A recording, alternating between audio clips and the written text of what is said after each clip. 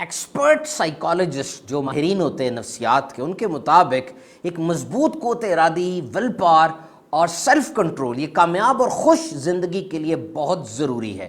سوال یہ پیدا ہوتا ہے کہ اپنی ول پاور کو ریچارج کیسے کریں؟ یہ ضائع ہو جاتی ہے نا، ڈرین ہو جاتی ہے، تو کیسے اس کو بھریں؟ بڑا زبردست طریقہ بتاؤں آپ کو، اپنے کام سے پیار کریں۔ اسٹوڈنٹ ہے تو پڑھائی سے، گھریلو خاتون ہے تو گھر سے، ملازم ہے تو کام سے، ٹریڈر ہیں تو تجارت سے۔ جب آپ اپنے مقصد کو حاصل کرنے کے لیے موٹیویٹڈ ہوں گے نا، اس وقت آپ کی ول پاور آٹو ریچارج ہوگی، اندر سے ریچارج ہونا شروع ہو جائے گی، بیرونی امداد کی آپ کو پرواہ نہیں رہے گی، اور پھر یہ لگن اور یہ شوق آپ کو ابالتا رہے گا، آپ کو تازہ دم رکھے گا۔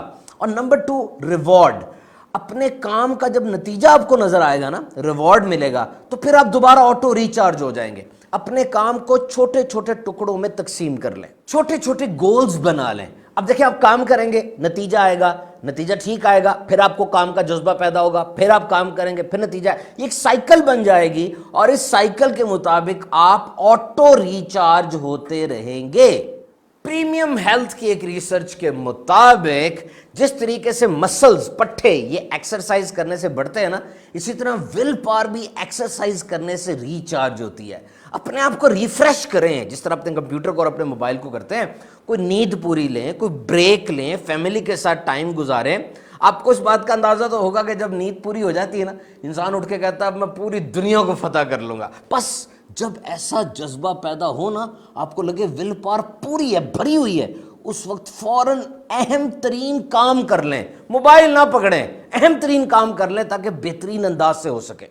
اپنے آپ کو ایسے الفاظ کہتے رہیں، I will, I can do it, I want to do it. اس طرح آپ کو اپنا مقصد ریکال ہوتا رہے گا اور دہرائی ہوتی رہے گی، اور آپ کی ول پاور چارج رہے گی۔ اور اب آپ کو سب سے زبردست ریچارج بتاؤں، قرآن مجید میں آیا، سن لو اللہ کی یاد ہی میں دلوں کا چین ہے۔ تو جسم اور روح کے چین کے لیے، انرجائز ہونے کے لیے اللہ کے ذکر کو اپنی عادت بنائیے۔